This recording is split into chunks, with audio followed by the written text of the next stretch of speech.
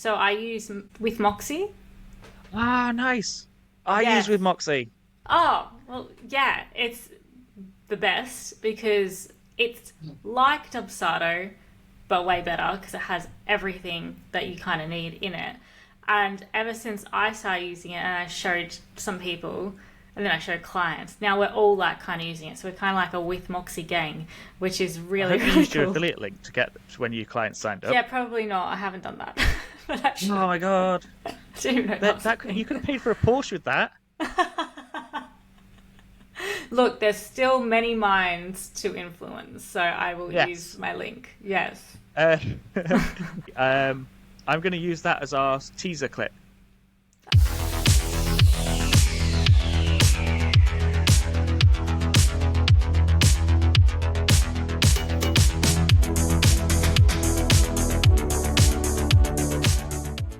Okay, Nat from Pinch Studios, welcome to Rad-Ventures, the podcast that takes you on an exhilarating journey through the lives of entrepreneurs and business owners.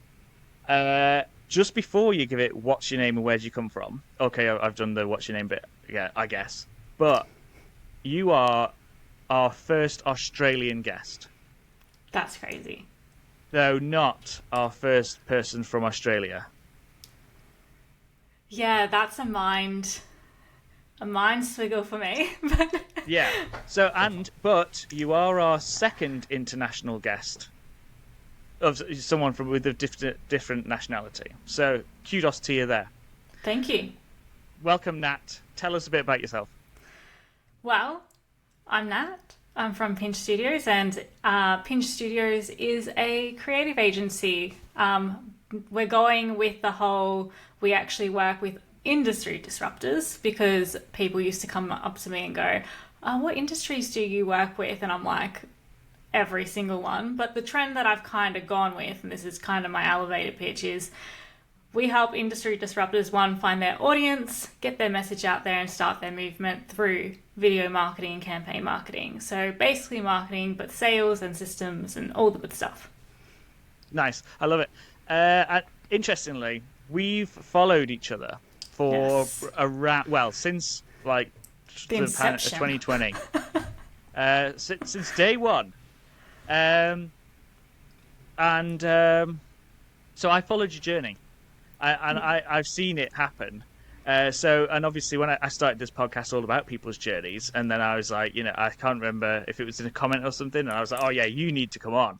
Yeah, it was, Um, and I felt privileged. I was like, oh my gosh, I'm being invited onto a podcast. This is like, I've hit a new high. oh, I like it. You wait till you start your own podcast, and then you're like, that's another level up. Yeah. Interestingly, I did one before I started my own. Though there was Well, like nearly a year in between. a podcast episode. Yeah, so I went on someone's podcast, and then I was like, I'm going to Ah. do a podcast. And then like a year later, here we are. Wow. Yeah, no, I've thought about doing a podcast. Oh, I have done one with someone prior, but yeah, I have a podcast idea in my mind. So that will be probably next year or the I year like it. after. 2025 goals. Maybe. Yes. Okay, right. So your journey has been an interesting one. I've watched it. I like it. Let's start at the beginning. So, over here in the UK, when you're 14, 15, where you sometimes, depending on whereabouts you're from, you go and see the school advisor, and the school advisor will speak to you on what you're going to do for the rest of your life at the tender age of 14. I'm not sure if it's the same over there, No. but tell us about younger Nat and what aspirations she had for her career. Yeah. So just to be clear, yeah, Australians, it's around 16. We do this quiz that tells us what career we should go into. But for a 14-year-old Nat, she wanted to be an actress because it was I auditioned for the school musical and fell in love with acting, singing, dancing. And I used to be very, very shy, like would not talk, would not put my hand up in class, would not even talk to family. So that sort of shy. And then, yeah, it wasn't until I was on stage acting as a character with a script, because obviously the words are already there. I don't have to think about how this person's fate is going to go when they say these words. It's all done for you. I just wanted to become an actor and grace the stages and go on TV and film. Nice. What was the school production? It was Beauty and the Beast. Yeah. And what part were you? I was in the ensemble.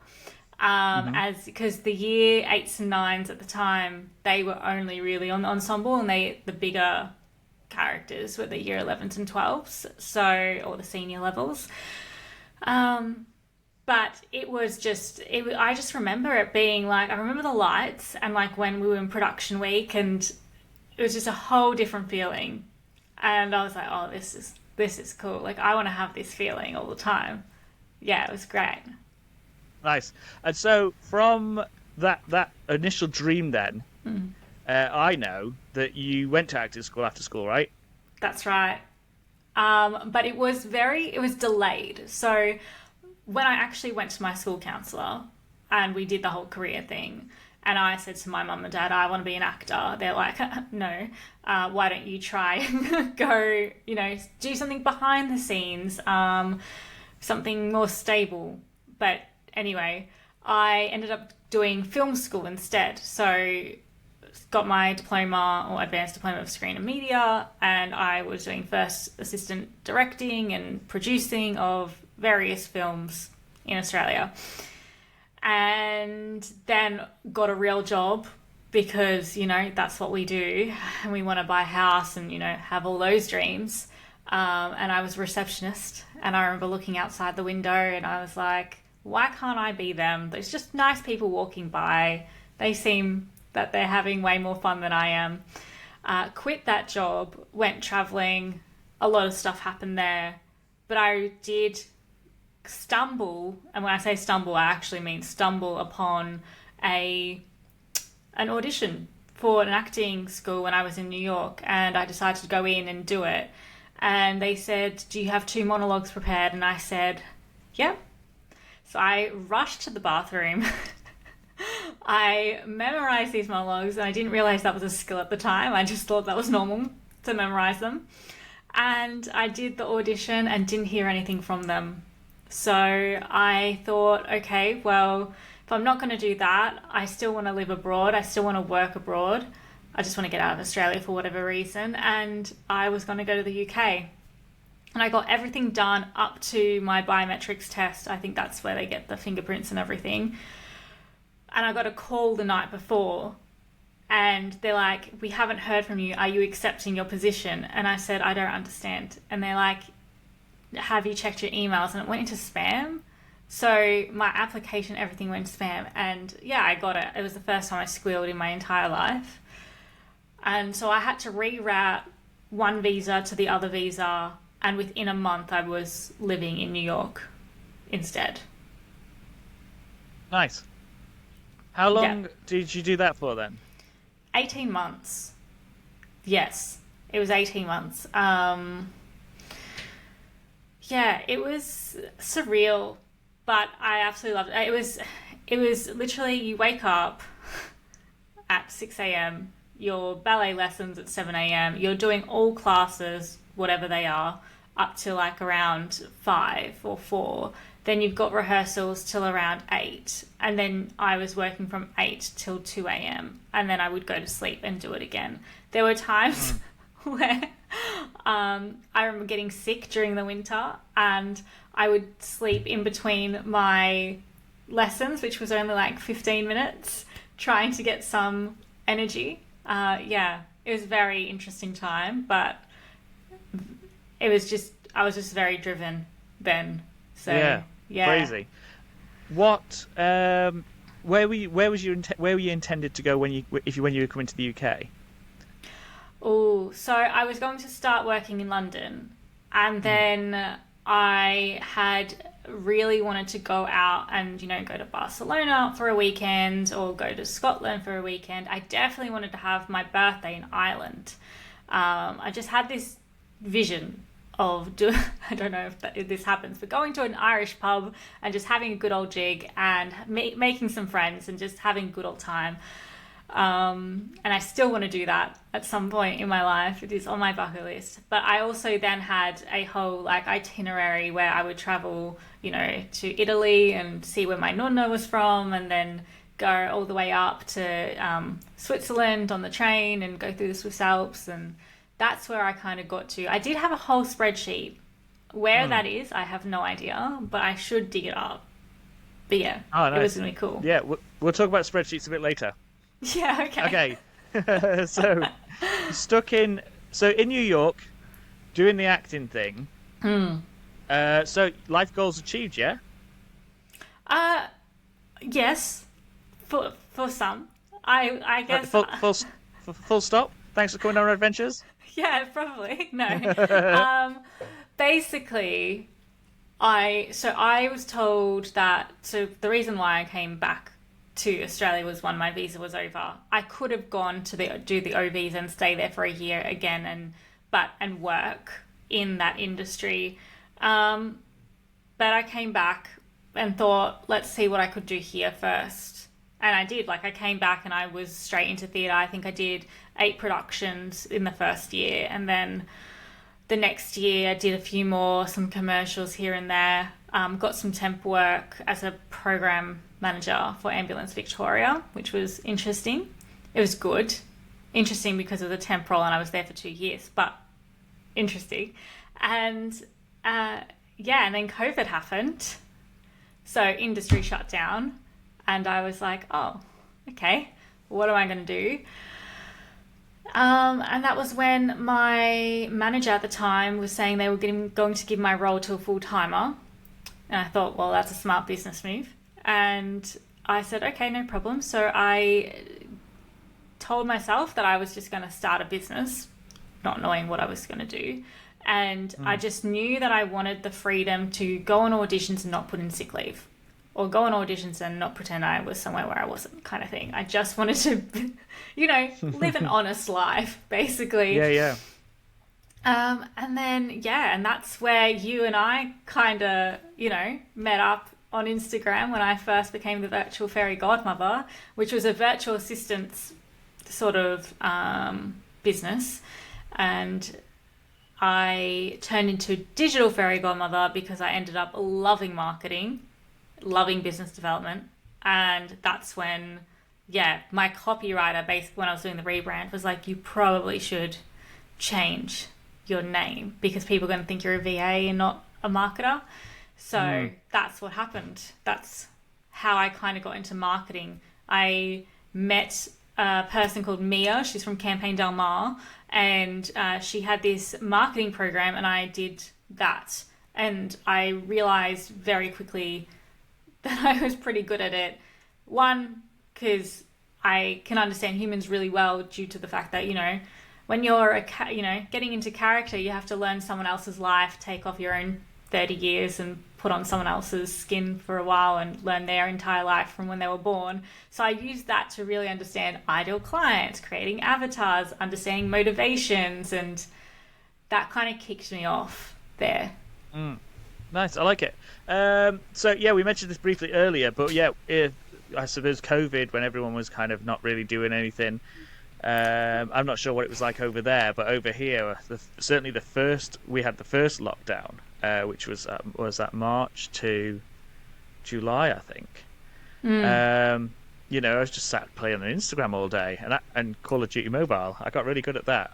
To like top 99% of the That's server, crazy. I think. But, wow. I strained my eyes by playing it so much. Oh but my God. we all spent a lot of time playing on Instagram. Well, you picked a platform, didn't you? Some went for LinkedIn, some went for Facebook. I chose Instagram. I chose Instagram too. It's a good place to be. So I remember your original colours were like it was green, wasn't it? No, it was dark purple. It was like it was like a plum. And I remember my first logo I made on Canva, which don't do that. But it was interesting. And the reason why virtual fairy godmother, I was actually when I was actually registering, I remember sitting with my mom and sitting with my my auntie, and we had a list of names, and like one was like your go-to girl kind of thing, which thank God I didn't do that.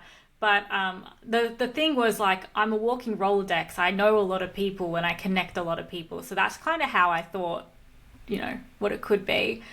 But my auntie was just like, well, why not fairy godmother or something? Because, you're making people's wishes come true. And in my mind, I was like, that's probably easy to market. I can talk about the Cinderella package or the Snow White package or, whatever. Had a whole vision for it. And it really worked because small businesses were suffering in COVID and they really wanted a fairy godmother to just, do a few tasks and, whip them up into something really, really great. And yeah, that worked for a really, really good while. During COVID for us, Melbourne, well, I'm in Sydney at the moment, but when we were in Melbourne and it was the longest lockdown in the world apparently. So it was like I think it's 265 or something days in lockdown. We were in a 1-bedroom apartment, not allowed outside, anything like, well, we had a 5-kilometer rule or something. But yeah, that was tough. But while everyone was making banana bread, which I was slightly jealous of, I was getting clients from the US, which hadn't kicked in yet for them. So I was fully booked within 3 weeks, and I said to my manager who was, letting me go, I said, look, I can't do the last week. I can't do this client work plus this work that you need me to do, so I'm going. And that's kind of how it started.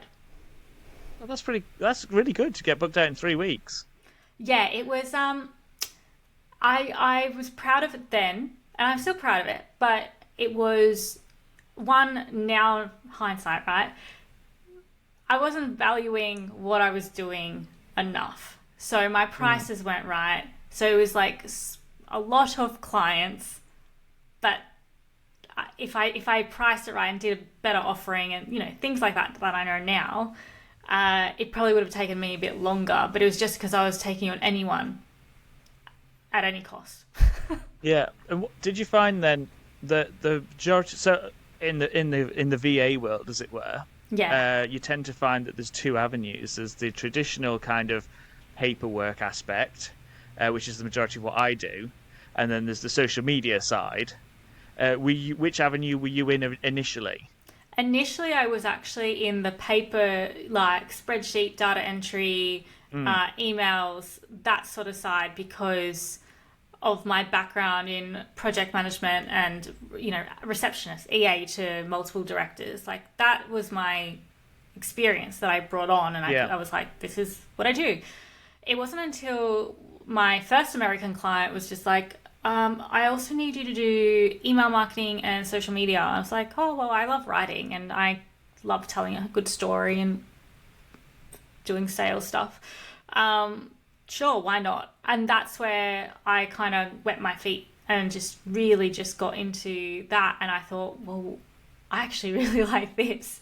And I don't really enjoy data entry as much. So that is when I turned into a marketing VA and I told my clients, look, this is all I do now. These are my packages. And it was your general email marketing, social media marketing, some outreach stuff for PR, but it was all they were all in silos. It wasn't like it was a full-on package or end-to-end service, because I didn't realize I could do that because I was still working per hour. And then I turned to packages.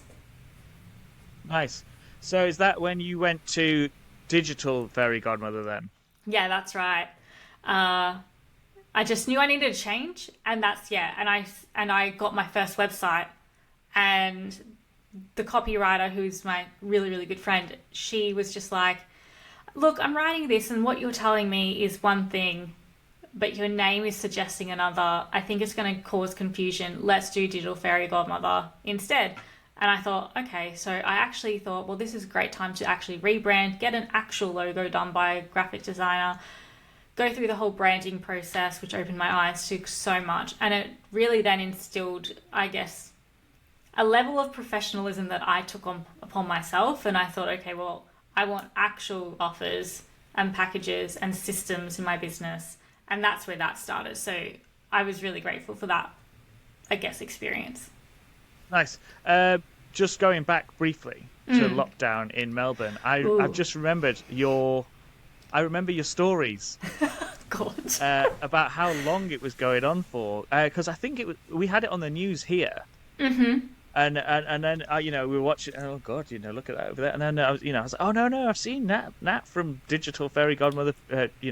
Seen her on her stories. She was walking around the block. Yeah. And yeah. It's crazy times. Do you remember what was that audio app that came out at the time? And it's like it was literally audio only. Yeah, and that's how I got into podcasts and stuff, because I just listened to that. I thought that was going to be huge. You had to have an invite, didn't you, to get onto it? You did.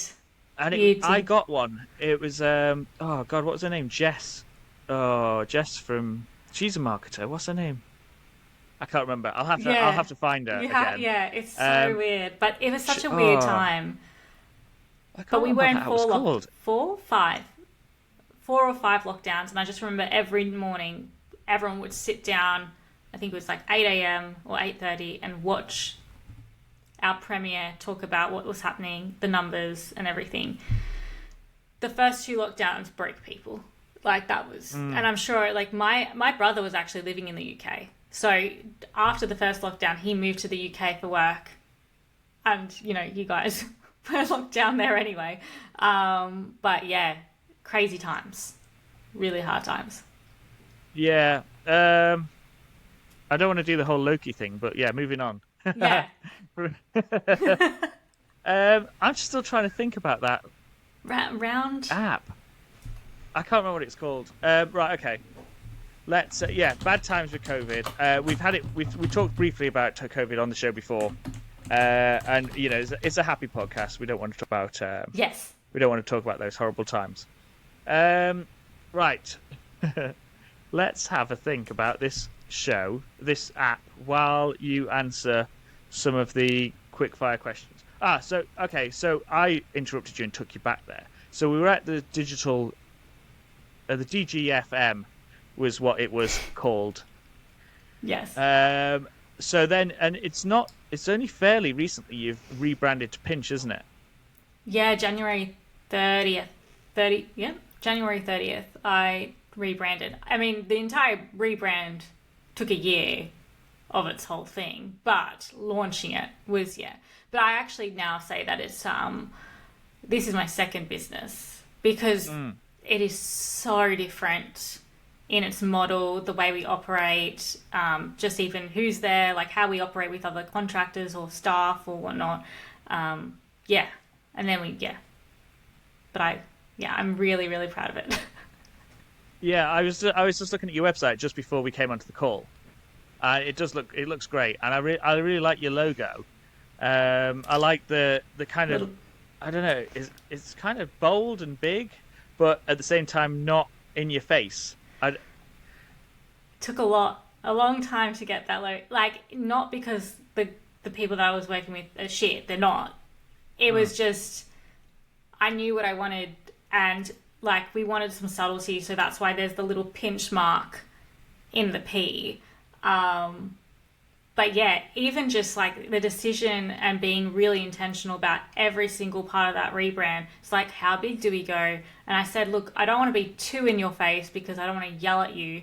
But at the same time, I want to be bold and just, I guess, like stand with conviction, because Digital Fairy Godmother, as you probably remembered, like it wasn't that. It was very sweet, on the fence. Yeah. I like it. All right, let's do some quickfire questions. Yes. So they're not quick. Okay. Here I was like getting ready.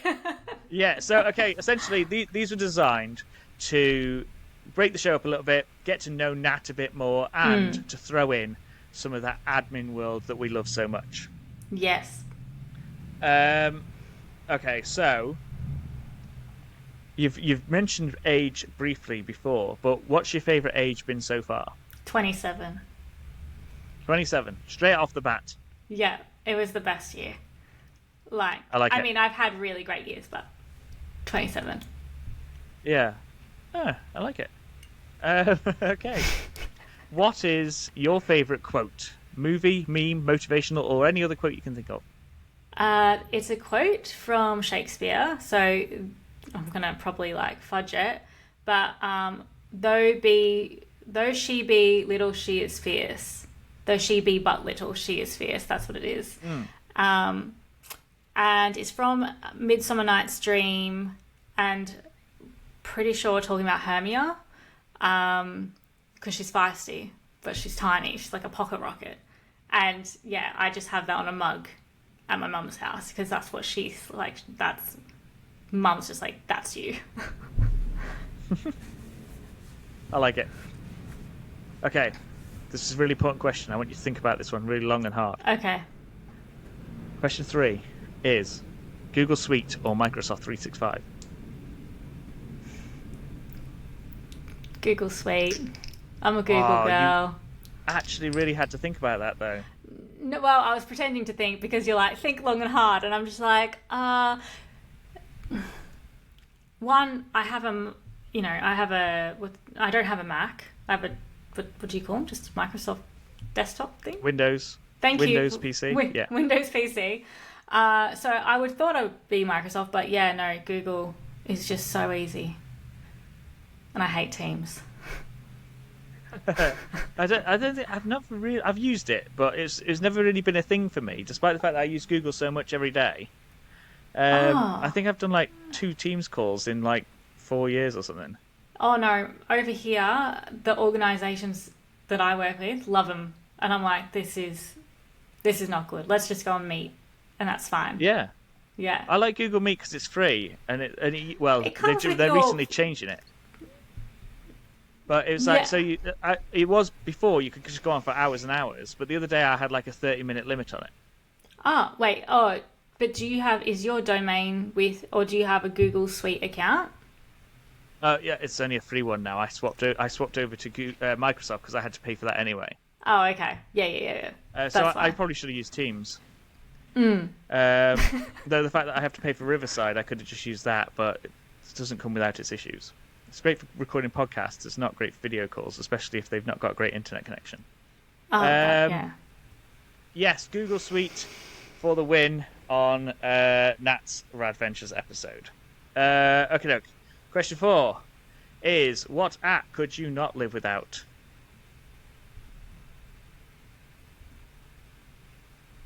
Oh my gosh. Could not live without. Like, my mind goes to Instagram, but I could. Like, if I didn't have a business, Yeah. I wouldn't want to be on it because It's a love to hate it, isn't it? It is a very love to hate it. It is. And the only reason I'm on it is because of business. But I'm just thinking of the other apps that I kind of use. And the one that's literally coming to my mind, which is silly, is Macro Factor. Okay. Jeff, do you know who Jeff Nippard is? I mean, he's a Canadian. I don't think I've seen him. Yeah, he's a fitness guy, and he made this thing called, it's like My Fitness Pal, but instead it's Macro Factor. So it's logging all the stuff. I see. And I use it every day. So, but other than that, no, I don't think I'm wedded to any app. But I'll say, you know what? I'll just say Instagram because I have to have it, and I'm always going to be in business. So. Yeah, I like it. Like we say, it is a love to hate app. I'm just trying to find that chat app. I want to say it's like not Roundhouse. It was. I think it began with C. Can't be around here somewhere. That's funny. I couldn't get past it. I'm sorry. No, that's all right. You must find it. No. Yeah, weird. Clubhouse, Roundhouse. Yeah. We got there. Yes. We got there. Yeah, Clubhouse. I quite liked it. I didn't get like super into it. I don't think I didn't ever lead a room. Like, you know how you could lead rooms and use it as like a speaking engagement of sorts. Never did that, but I did like just jumping in and out of rooms as I was walking around. Yeah, I like the fact that you jump in there. There's be someone you knew, and they'd be like, "Oh, you've got some great insights. Come up on the stage," in inverted commas. Yeah.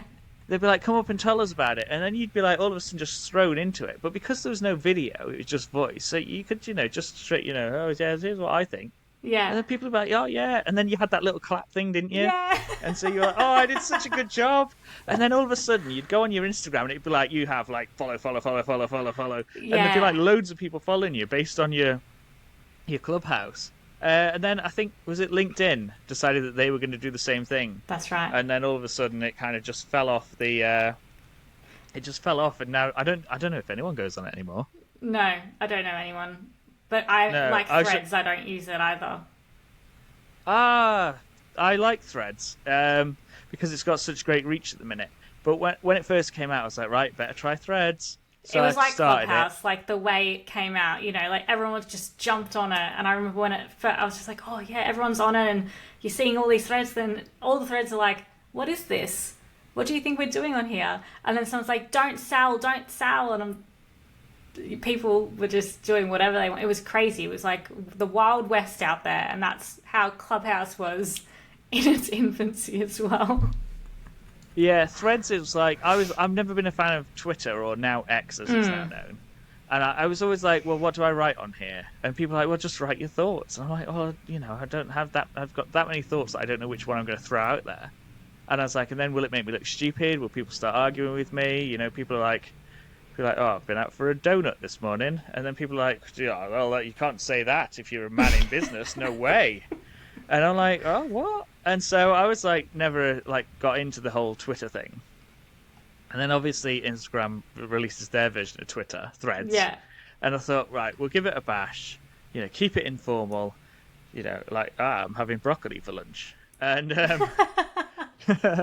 and they were like, then it was just like, oh, and you get a couple of likes, you'd be like, oh, okay. And then I tried it for then I started doing a weekly roundup on Threads. And then I'd just transfer it to my Instagram. So I'd smash 2 posts with one stone. And then I just abandoned it. And then recently, I was just like, I'm going to try again. And there was all these threads about restarting Threads. Like, you tried it, you forgot about it, you've come back after a year, and now you love it. And so now I'll check it once a day, and occasionally I'll throw something on there. Yeah. But you can do pictures and videos now. But people are like, no videos. It's like, I wanted a private space with no videos. This is a sacred space. So yeah. You've got to have a tiny 3-second video. I had one of those the other day. I think I got away with it. But the reach on there is fantastic. Well, for most people, not me, of course, because no one wants to read what I'm putting out there, obviously. I mean, broccoli. It's not the best vegetable. Well, yeah, okay. I'll try cauliflower and see if that helps. Yeah, I think so. Right, where are we with the quickfire questions? Okay, so your app of choice was Instagram, though you love to hate it. Yes. Okay, I'm gonna talk to you about that afterwards. I've remembered we talked about spreadsheets earlier. I do like a spreadsheet, so we'll go back to that. Let's get these questions done first. Okay, name and shame time. How many unread emails do you have on your phone right now? 0. Because I don't have emails on my phone. Oh, nice. That is a good choice. Nah. I have big boundaries. Yeah, and I only look at my emails once a day. Oh, okay. Yeah. So is that in the morning or in the evening? It depends. Today it was around 8:30 a.m. Some days it's at 3 p.m. But it just depends if I want to do deep work in the morning, I do not want an email or anyone kind of coming into my space. I knew it was going to be slow today because it's Melbourne Cup Day in Australia, so the race that stopped the nation. But yeah, so I tend to not look at them. And I said, everyone, I'm not in crisis management. I have a no urgency policy at Pinch. Okay, so do you have so if someone emails you, do you have a bounce back email saying I only check my emails once a day, or is it just I'll get to that when I get to it? Well, yeah, exactly. But I mean, I do see them in like within 24 hours, and like people, if something is an emergency, which there never is, like there's select clients depending on their what's it called, their package, who get access to me on Slack or something, and I have Slack on my phone. But again, I don't look at that after 6 p.m. Oh, okay. I like it. So I'd imagine that you've implemented that as your journey has progressed from the fairy godmother to Pinch, because as a VA in inverted commas, it can be very reactive. Like, can you do this for me? And some people do like to push the boundaries with their times which they may approach you. Definitely. I mean, the reason why I started the no urgency policy was because of my VA days and people wanting to rush order or wanting to or texting me at 10 p.m. because of a post, and I'm just like, it does not have to go out right now. Like, could look at that tomorrow and do it, Again, we're not brain surgeons, and it has been the whole, now that I have my packages, now that I know what outcomes I'm getting for my clients every month, we plan the 6 months of our retainer together out. So I'm like, month 1, this is what we're doing. Month 2, this is what we're doing. So there's no surprises. Only ever if I'm like, on my bigger packages where, I might be doing PR for some people and there's an opportunity that comes in, then it's usually me going to my client, hey, we need this. But like I've said to clients and people in the past, I'm like, if you want me to do my best work, I can't be rushed. Otherwise, it's just going to be dog shit. I like it. There's that thing, isn't there? There's you can have things, you can have good, fast, and cheap, and you can only pick 2. Yes. And so if you want it good and cheap, you don't get it fast. If you want it good and fast, you don't get it cheap. If you want it fast and cheap, you don't get it good. And if you want it good and cheap, no, I've lost where I'm up to. I think with you that. got it. Yeah, I got it. I think I went too deep there. I think I repeated one. I think there was only 3, and I did 5. Yeah, you were going to go around again, but I think you hit them all. Yeah, perfect, cool. And I like that, and I have reverted to that in the past with a couple of clients on the odd occasion. Been like, listen, yes, I can do this, but cool. Right, final question of the quickfire questions. Then we'll talk about spreadsheets, and then I want to ask you about your day to day. Yes. How you organise that, because you just jogged something in my memory there. Okay, so final question on the quickfire questions is, if you could afford any car, you don't have to worry about any of the running costs, what car would you have? A Porsche Macan. Nice. Yeah. If you ask me why, I don't know. I've seen them. Mm-hmm. And then, when you see something and you realise you've seen it, so then wherever you go, you see more of them. Like, it's that phenomenon. Yeah. And I've always gone to my partner, would love to have this car. Not there yet, but also, like, we're hoping, in a few years' time, there's going to be grubby little fingers everywhere. So do I really want a really, really nice car then? But, yeah, that would be the car. Who knows, by then I might go into something else. Yeah, you obviously have the Porsche for yourself, and then you get like a Ute or something for the kids. Correct. Just throw them in the back. That's right. By then I should be able to afford a lot more cars. Yeah, 2025 goals, right? Yeah, exactly. You guys are funny with cars, though, aren't you? Because everything's big over there, isn't it? Oh, it's getting big because the US. The US, they have like these trucks, which are utes, but they're monsters, and now we're getting them in Australia. Yeah, but because you've got so much space over there. Oh, yes. Like the roads are wider and stuff, and so you can have the bigger cars. Like over here, we can't even fit our cars in our garages anymore, because the garages were built like 30 years ago, and the cars are just massive. Yeah. But while I was over there, I know I was on the west coast, not the east coast. But what is it? what do you call them? Ford Falcons, is it? Oh wow, yeah. They're like V6s. Yeah. And they're just like everywhere. I think they're like the equivalent of our Ford Mondeo. It's like just like every second car is a Ford Falcon, and you're like, it's like V6 driving past, and you're like, what? Yeah, we in Sydney not that many Ford Falcons, but I know what a Ford Mondeo. We had one of those as well. So back in the day, yeah. Well, in Sydney they also, I mean, it's an old city, not as old as the UK cities, but it's old, and you know it's really crappy roads and whatever. But you feel like you are going to hit the next car in the lane because the lanes are tiny and you're just trying to get around and people are parked everywhere. But in Melbourne, the roads are quite wide. Obviously, in your city, the person who was building it was like, we need something that doesn't just hold a horse and carriage. Yeah, yeah. I over there. Well, I don't know because you different rules in different states. Yes. So I don't know if this applies to Sydney and Melbourne, but in Perth, you can undertake on the like the big highway.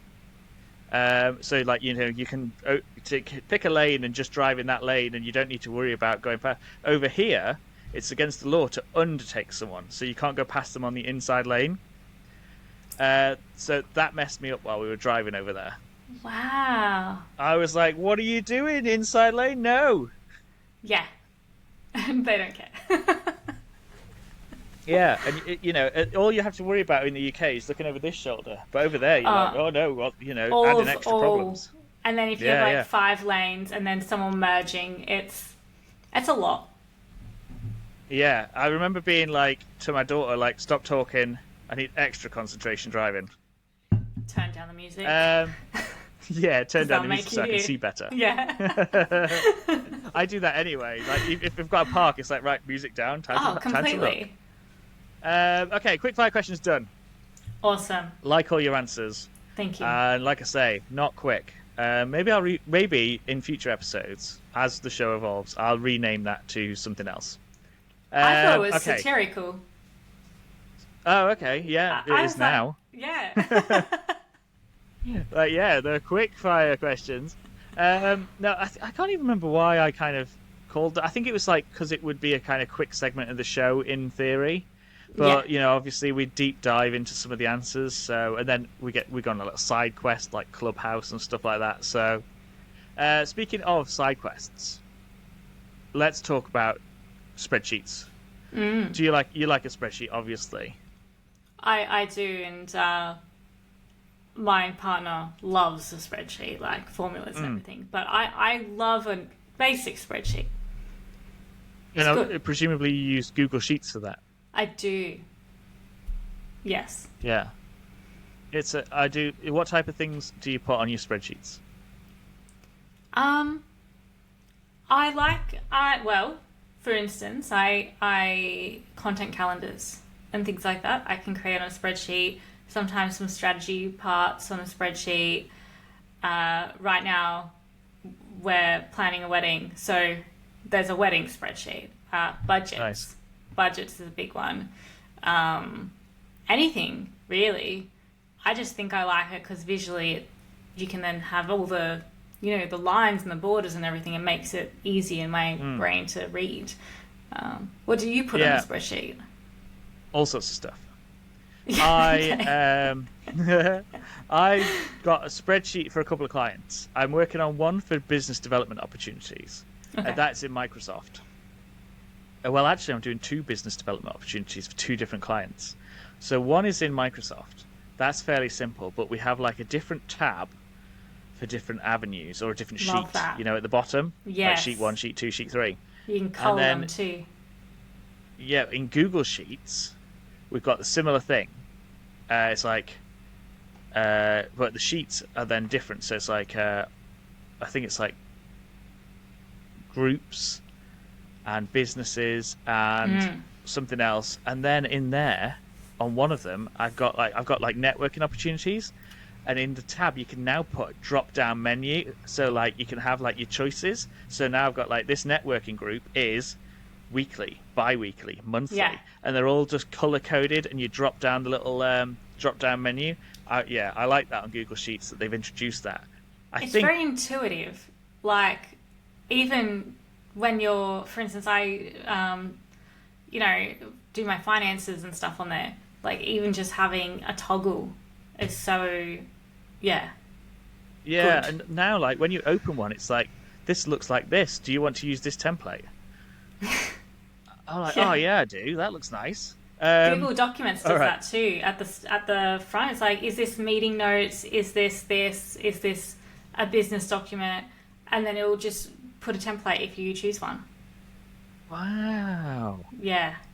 That's Google Docs. Is that what they call that again? Yeah, Google Docs. Yeah, I've not used Google Docs. I used it once, and then everything else I've used Word for because you pay for it, so you use it. Yeah. But I feel like I'm missing out. The only thing I hated about Google Docs was like I could never get it to do, like the page view that you get on Microsoft. It was always just like it looked like notes to me, like the old notepad on Microsoft. So I never really liked Google Docs because you never had that A4 page layout. I'm sure that there's probably like a view option though. On Microsoft, can you tag people? You can share the document, I think, but it's not like on Google where you can work on it together. Yeah. Well, you can work on it together if you're sharing this document. It'll say such and such a person's here, and there's a flashing cursor with like a little thing next to it. But I don't think it's as quick. Yeah. As it is What's on Google. interesting about, and I know this because my partner's in corporate, if you're in a presentation or something on Google Slides or even just in Google Docs, the little head pops up about who's in there. And so, like, it's so interesting to see, like, who's looking at the document at the same time. Yeah. I think we used to... someone was using Google Docs to communicate when they had their phones taken away from them. Ah. I saw it on an internet story. Some kids had got their phones taken away from them, so they were using a Google Doc and they shared the document, and then they were chatting on it in real time. Smart. Yeah, That's I was smart. like, hats off to them. Okay, so spreadsheets then. From there, do you use like a project manager or a CRM in your everyday business life? I do. So I use, with Moxie. Ah, nice. I use with Moxie. Oh, well, yeah, it's the best because it's like Dubsado, but way better because it has everything that you kind of need in it. And ever since I started using it and I showed some people and then I showed clients, now we're all like kind of using it. So we're kind of like a with Moxie gang, which is really, I hope you really used your cool. affiliate link to get when your clients signed up. Yeah, probably not. I haven't done that. But actually, Oh my god. I didn't even know You could have paid for a Porsche with that. Look, there's still many minds to influence, so I will Yes. use my link. Yes. Interestingly, I'm going to use that as our teaser clip Okay. on Instagram. Okay. Yeah. Okay. Back to with Moxie. I love it. I signed up. I used to use Asana, and then it was like I didn't like the whole lack of a day thing. So I was like, okay. So then I moved to Toggle Plan, and then I quite enjoyed that because it was basically like a calendar. So I could fling things onto the next day, and I could put what time it was going to be and stuff like that. And then someone said, "Oh, you should try with Moxie." And then when they said there's like an 80s party theme, I was like, "Oh, I'm in." So I was just like, "I'll just try it for 2 weeks," and then I'm stuck there now. But what I do like about it is, I'm not like 100% in love with it, if I'm completely honest. Why? I don't need the accounting function, and it won't integrate with my accountancy software. Apparently, it's the accountancy software's problem, not a with Moxie problem. But I recently got I got a little bit of cold feet with it, or itchy feet. That's it. Yeah. And I was a bit like, oh, I think I'm going to look back. I'll take a look back at Asana because when you completed a task on Asana, you got like a narwhal or a unicorn. Yeah. Like, yeah, you've completed a task. And I was like, I need that like dopamine hit from completing a task. I don't just want to, you completed your box and you've logged your time, well done. And also, I used to use Toggle Track for my timing, which I thought was really good. But now I use Moxie because it's obviously all built in, and why pay for two when you can pay for one? Exactly. But I was like, I need something a bit more exciting. I want something a bit more, day planning, something with time. What estimated time's in, because that's what Toggle Track did. And I started looking around. Not Toggle Track, sorry, Toggle Plan. I started looking around, and then I realised, I opened up my old Asana, and I had a quick look at it. I was like, ugh. You're like, no. And then I had a look at Toggle Plan. Think about an X, you break it up with an X, and you're like, oh, but I missed that. And then you look back, and you're like, oh, thank God, no. Yeah, and then I realised, I went into with Moxie, and I have all my clients' logos in the project. So when I look at my everyday kind of screen, there's my client's logo and then the task name and the project name. And I was like, all right, it is quite good. Though I'm not too best impressed that they're just putting it up by another $5. Didn't even, no. I didn't, it's cool that you went to 3. I think I played CRM bingo for a while because I was pretty sure the first one I ever had was Trello. Then Asana. I used Trello too. Yeah, Asana, and then I had Toggle Track because I was doing hourly stuff. And then I went to ClickUp. And I went back to Asana because I wanted something just more simple. I was like, I'm just stripping everything away. And then I was like, no, I need something else. And I found Streamtime, which a lot of creatives use, and it is so good. Especially if you have teams, it's very robust. But I would have to then use PandaDoc, and I would have to use other stuff to combine and make it the best thing possible. And that's when I was doing the website, this website, the new one, my web dev put me through a client portal. And I was like, what's this? And she's like, oh, it's with Moxie. And I said, this is gorgeous. And she's like, yeah, you should see the actual, what I see. And then she showed me, and I was like, that's it. So I said, bye to Streamtime, hello to Moxie, said bye to PandaDoc, because I pay for it if you can do agreements and everything. And I have Xero, so it does link to the accounting software. The only thing I don't probably use is the time tracker, which I probably should use. Yeah, I just put in the time manually, kind of. I'm just like, oh yeah. Most of my tasks nowadays are a set time kind of thing. So I'm like 15 minutes for that, half an hour for that type of thing, rather than 7 minutes 33 seconds. Okay, clock that. Don't take me back there. Yeah, don't take me back. But it's I love it, and I love the layout of it and the everyday. You got your to-do list, you got your schedule, you got your notes, and then you got your focus box, and then you can find different things. Because a lot of my clients have been with me for over 3 years, and they fill my week essentially. So I'm not out there shopping for new clients. So I don't need the client onboarding portal really. I love that.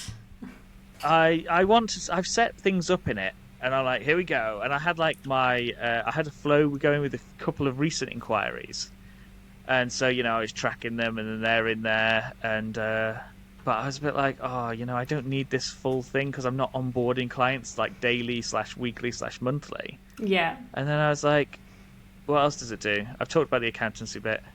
Yeah, I basically use it for project management and timing. In the client portal, I've set one of those up for someone so that they could see what was on the to-do list and they could put in tickets. But some of my clients are just like, how do you use it? And I'm just like, okay, it doesn't matter, just drop me a message on Messenger or whatever. Oh yeah, see, I would be just like, you have to use the ticket system. That's it. The ticket system. Do you use the ticket system with yours? No, but because I have Slack, but now I'm starting to think, I should use the ticket system. Because I was like, why would I use the ticket system? But just literally what you've just said then, for those clients who the package is quite flexible and day to day. So I think with Moxie, like I say, I did go wandering a couple of weeks ago, and then I decided that I'd probably stick with Moxie. But I think they need to develop it more. I know that they are developing it as we go on, and it has improved since I signed up about 6 months ago, I think. Yeah. But I am a bit like, I wish some of these integrations would work. I wish it would integrate with Slack, and I wish it would integrate with Microsoft Outlook, and I wish it would do, if I could click a button on Microsoft Outlook that said create a task from this, and it even knew what task it was going to create, then I'd be like, oh yeah, that would be nice, especially for the amount of pay. Yeah, and it's because I feel like it's because you're not using everything. Whereas like I'm using the automations, the workflows, the pipeline, the only thing I'm not using is the ticket system and the timer. So that's why I was like, oh, this is... Yeah. Whereas I'm like, oh, this is great. The automations, though, they're just for the pipeline, aren't they, and the onboarding process? I have them for... So I have a onboarding. So actually, I have a lead acquisition stuff, and then onboarding as a client. I have a post-proposal sequence, and then I also have the offboarding. I have done other things for other people as well in terms of... I was like, oh, that could just be an automation that we put into with Moxie, so you don't have to do it. But I just find it... One, I just find it really cool. But two, like, I was just testing one today for a client. And it was just so easy. I was like, this is good. Not clunky. That's one thing I liked about Asana, was you could have follow-up tasks and stuff. Yeah. So it was like, when you close this task, it would then do that task. And same with Trello. Trello, I made like this super complicated invoicing system, where if I dropped it in the last box, like the completed box on the day's board, it would then take it to an invoicing board, and then it dropped it into different clients. And then when I was processing my invoice, I'd go through each individual little box, check the time, add it onto my invoice, and then move along. Super complicated. Did you pay for Trello and Asana? No, I just had the free versions. I didn't even know they could do that. This was a while ago, a good couple of years ago. Okay. So perhaps they changed it since. But with Moxie, it's great. If you want to try it out, do check out my affiliate link, which I will put in the show notes. I might put Nat's in. If Nat sets one up, I'll put her affiliate link in the show notes. So I have to set it up? Yeah. Oh, okay. You have to register to make sure that you pay tax. I don't think I've done that yet, actually. I've got the link, but I haven't done the tax form for the US. Okay, maybe this is why I haven't set it up. I thought, maybe you just get it. No, so in the screen on desktop, bottom left-hand corner, refer a friend or something like that. I can't remember what it actually says. Yeah. You can... Hang on, I'm going to check quick. Yeah, refer a friend, earn $50. So you set it up from there. It's in the bottom left-hand corner menu. Okay. That's a task for tomorrow. But yes, so if Nat sorts her affiliate link out, I'll put that in the show notes. And then I'll mark this one as a sponsored. That'd be cool. Right. So I don't get in trouble from YouTube, Spotify, or Apple Podcasts. Okay. Right, good. I love a conversation about CRMs and processes, etc. But it has taken us on a little bit of a side quest. So, back to the bulk of the show then. Our final question. Mm-hmm. What do you want to be if and when you grow up?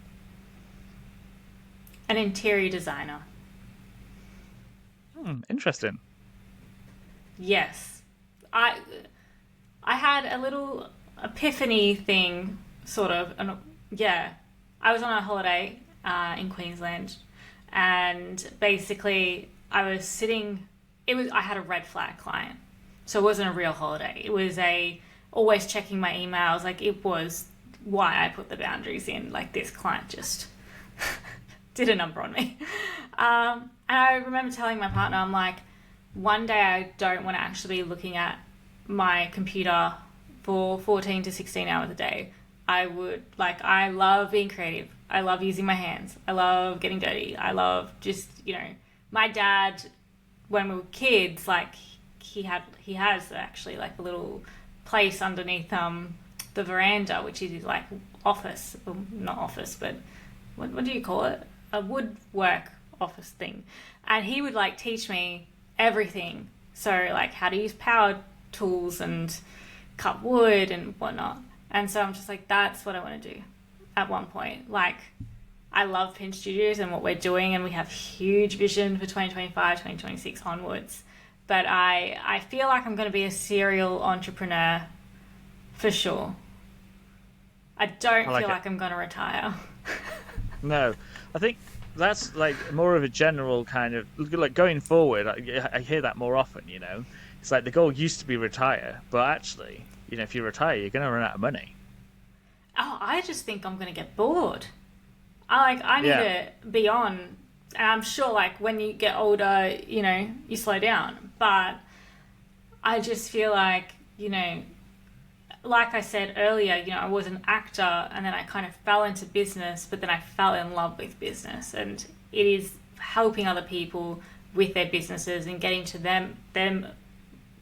them to a point where they have their success or whatever that version looks like. That's what I love doing. But I would also like to either have a product business or a different business where it uses a different part of my brain. So who knows, there could be some empire at some point. Nice, I like it. Is that Australia's next Mel Perkins? Is that you? I hope so. Okay, I've thought of a question, and this relates to acting and DGFM and Pinch Studios. So, as the marketing agency, as the virtual assistant, do you feel like a sidekick, an NPC, as it were, non-playable character? And so one day, presumably, hopes of being the main character, yeah. Definitely main character energy. That's what this is. But even when I first started, I knew exactly what what I wanted to do. It has never been clearer. So, but now opening up with Pinch, I can see that is actually going to happen because of just how we built. I say we, me, and my multiple personalities clearly built the business. So, yeah, definitely. I just want to, not be big for the sake of being big, but be big so that I can create big impact, so I can help more people rather than just doing what I do. I love it. Cool. That is a fine point for us to start our wrap up, Nat. Amazing. So, tell people where they can find you. So, you can find me on Instagram, the app that I love and love to hate at the same time. Mm-hmm. It is at pinchstudios.au or at Nataleigh Marie is my personal brand. Also LinkedIn. LinkedIn, if you're a LinkedIn person, I'm getting more and more active on there. But I think it's at Nataleigh Elzein. It has the last name in it. So, yeah. Nice, I like it. And your website is obviously pinchstudios.au.com, you're right? .com.au. No, .com.au. Yeah. I always forget that. Okay. That's a place for people to go. Yeah. They can find everything on there. It's almost like that's what it's designed for. Okie doke. Right, really appreciate you coming on, Nat. It's been a pleasure talking to you. I can't believe this is the first time we've spoken face to face in over 4 years. But there we go. So if anyone's listening at this point still or watching still, if you're interested in With Moxie, give us a shout. We'll sort out some affiliate links. If you're interested in Riverside, which is what the podcast is recorded on, do give me a shout. I do have an affiliate link for that too. And also, if you do fancy buying me a coffee, I'll pop my Ko-fi link in the show notes because autofocus on the camera because building this podcast, it's an expensive hobby currently. Anyway, I'll be back next week with a new guest, so do keep an eye out for that. But in the interim, peace out. Thanks. I know, nice peace out from Nat. Cue credits. Thanks for joining us on Rad-Ventures. Don't forget to subscribe via your favourite platform. Always happy to chat, so hit me up in the DMs, and I'll see you on the next Rad-Venture.